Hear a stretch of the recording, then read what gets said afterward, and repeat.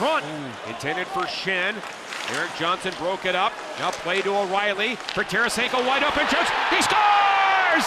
He's done it again! Tarasenko, his 25th, and the Blues lead 1-0. Holy jumping, what a snipe this is!